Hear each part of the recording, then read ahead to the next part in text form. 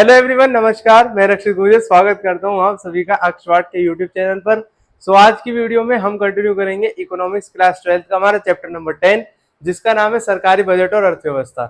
इससे पिछली वाली वीडियोस में हमने देखा था सरकारी बजट क्या होता है, सरकारी बजट के क्या क्या उद्देश्य होते हैं, इसके अलावा बजट की प्राप्तियां क्या होती है, बजट का जो व्यय होता है वो क्या होता है। उन सबको हमने इससे पिछले वाली वीडियोस में समझ लिया है। आई होप वो सारी वीडियोस आपने देख ली होंगी।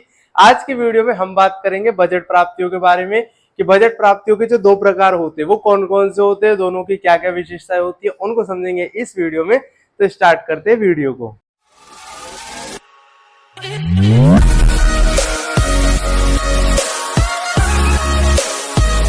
सबसे पहले हम देखेंगे बजट प्राप्तियां क्या होती है।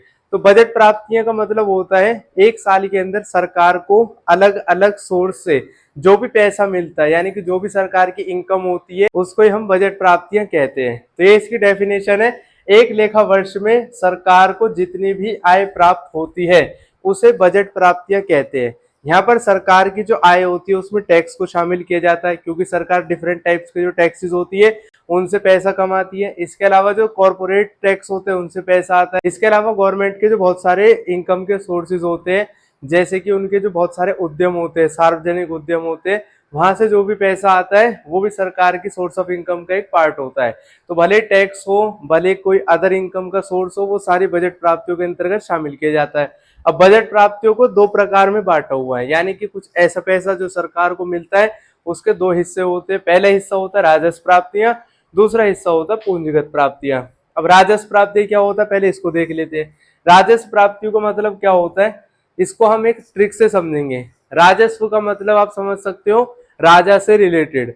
जैसे पुराने टाइम में क्या होता था, जो नॉर्मल जनता होती थी वो पैसा कमाती थी, काम करके जो भी उनको पैसा मिलता था उसमें से कुछ हिस्सा यानी कि कुछ परसेंट वो राजा को दे देती थी। और राजा क्या करता था, खाली बैठा रहता था और वो ज्यादा कुछ काम नहीं करता था। वो लोगों की सेवा तो करता था लेकिन वो अपनी मेहनत से कुछ पैसा इकट्ठा नहीं करता था। इस टर्म को आप ऐसे याद रख सकते हो कि राजा के पास जो भी पैसा आता है वो फ्री का आता है। तो राजस्व प्राप्तियां इसकी ट्रिक है कि जो फ्री का पैसा सरकार को प्राप्त होता है वो राजस्व प्राप्तियों का पार्ट होता है। इसके लिए सरकार को कोई मेहनत नहीं करनी होती है, किसी से उधार नहीं लेना होता है, कोई लोन नहीं लेना होता है। इसके अलावा सरकार को अपनी संपत्ति बेचनी नहीं पड़ती है, उसको ये पैसा बिल्कुल फ्री में मिलता है। एक ऐसा पैसा मिल रहा है जो उसको वापस ही नहीं देना है, तो ये राजस्व प्राप्तियों का पार्ट होता है। इसके लिए सरकार को ना तो कोई लोन यानी कि उधार लेना नहीं पड़ता है और ना ही कोई परिसंपत्ति बेचनी पड़ती है, यानी कि अपनी जो उसकी परिसंपत्ति होती है सरकार की, ना तो वो बेचनी पड़ती है और ना ही उसको कहीं से उधार लेना पड़ता है। तो वो राजस्व प्राप्तियों का पार्ट होता है। ये तो था इसका नॉर्मल मीनिंग।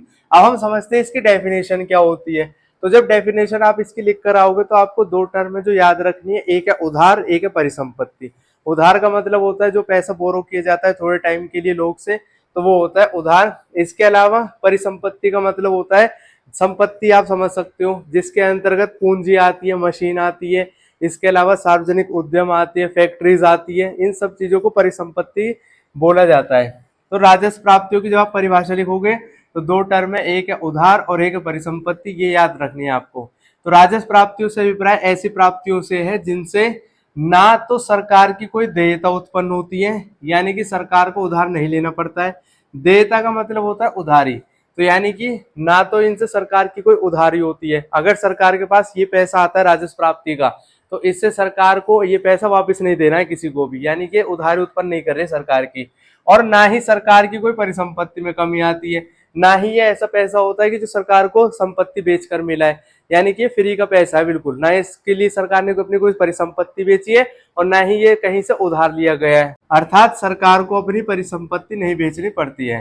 तो ये इसकी डेफिनेशन होती है। अब राजस्व प्राप्तियों कहाँ कहाँ से प्राप्त होती है सरकार को, उसको हम समझते हैं। जो टैक्स की रिसिप्ट्स होती है, यानी कि जो डिफरेंट टाइप्स के टैक्सेस होते हैं जो नॉर्मल पीपल सरकार को देती है, वो राजस्व प्राप्तियों का हिस्सा होता है। क्यों? क्योंकि टैक्स एक ऐसा पार्ट होता है जो सरकार हमें वापस नहीं दे रही है उसमें से पैसा, तो यानी कि ये उधार उत्पन्न नहीं कर रही है सरकार का। इसके अलावा इससे सरकार की किसी भी परिसंपत्ति में कोई कमी नहीं आती है। तो राजस्व प्राप्तियों में कर प्राप्तियों को शामिल किया जाता है। अब जो टैक्स होते हैं वो बहुत टाइप्स के होते हैं, जैसे इनकम टैक्स हो गया, कॉर्पोरेट टैक्स हो गया, सारी चीज कर प्राप्तियों में आती है। करेतर प्राप्तियों में नॉन टैक्स रिसिप्ट आती है, जैसे जुर्माना हो गया, शुल्क हो गया, कोई रजिस्ट्रेशन फीस हो गई, जो हम लोग सरकार को देते हैं, तो वो नॉन टैक्स रिसिप्ट में आती है।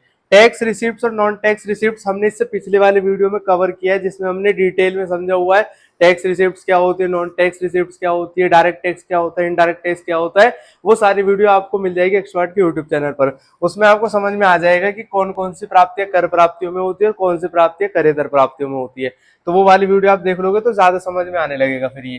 तो आपको याद रखना है राजस्व प्राप्ति क्या होती है। इससे ना तो सरकार की कोई उधारी उत्पन्न होती है और ना ही इससे कोई परिसंपत्ति में कमी आती है। जो इसका नेक्स्ट टाइप है बजट प्राप्तियों का, वो है पूंजीगत प्राप्तियां। अब इसको याद रखने की ट्रिक क्या है। पूंजी का मतलब होता है जमीन या मशीन, यानी कि कोई परिसंपत्ति सरकार की। तो जब मशीन बेचकर सरकार को पैसा मिलता है उसे पूंजीगत प्राप्ति कहते हैं। तो अगर आप इस ट्रिक से याद रखोगे तो आपको याद करने में आसानी रहेगी। राजस्व प्राप्ति क्या थी, जो सरकार को फ्री का पैसा मिल रहा है। पूंजीगत प्राप्ति क्या है, जिसमें सरकार को अपनी कोई पूंजी बेचनी पड़ रही है। तो पूंजीगत प्राप्ति की परिभाषा हम देखते हैं। पूंजीगत प्राप्तियों से अभिप्राय ऐसी प्राप्तियों से है जिनसे या तो सरकार की देयता उत्पन्न होती है, यानी कि सरकार किसी से कोई पैसा उधार ले रही है। अगर किसी से कोई पैसा उधार लेगी सरकार तो उसको वापस करना पड़ेगा एक गिवन टाइम ऑफ पीरियड पे। तो वो टाइम पे जब पैसा सरकार वापस देगी तो यानी कि वो उसकी उधारी का एक पार्ट हो जाएगा। तो पूंजीगत प्राप्तियों में या तो सरकार की कोई देयता उत्पन्न होगी, यानी कि उधारी उत्पन्न होगी, अर्थात सरकार के द्वारा लिए गए उधार या ऋण को इसमें शामिल करते हैं। इसके अलावा अगर ये उधार नहीं है तो इसका मतलब ये सरकार की परिसंपत्ति में कमी करेगी। तो पूंजीगत प्राप्ति सरकार का वो पैसा होता है जिससे या तो उसकी उधारी उत्पन्न होती है, यानी कि वो पैसा उसको वापस देना पड़ता है, और अगर वो उधारी का पैसा नहीं है, यानी कि वो कोई लोन का पार्ट नहीं है, तो इसका मतलब वो सरकार की कोई परिसंपत्ति बेचकर पैसा मिला हुआ है। तो वो सरकार की या तो परिसंपत्ति में कमी के द्वारा मिलता है पैसा, या फिर उधारी के द्वारा पैसा मिलता है पूंजीगत प्राप्ति का। अब पूंजीगत प्राप्ति के कौन कौन से घटक होते हैं। सबसे पहला उधार लेना, यानी कि जो ऋण लेती है सरकार उसको इसमें शामिल किया जाता है। सेकंड है ऋण की वसूली करना। कई बार ऐसा होता है सरकार अपना पैसा लोगों के पास दिए हुए रहती है या किसी बैंक को दिए हुए रहती है, और जब उस पैसे को किसी से लिया जाता है, यानी कि जो अपना पैसा होता है जो लोगों के पास दिया हुआ है, और जब उनकी वसूली करते हैं तो उस पैसे को पूंजीगत प्राप्ति का एक पार्ट माना जाता है। इसके अलावा विनिवेश करना। विनिवेश का मतलब होता है निवेश का अपोजिट।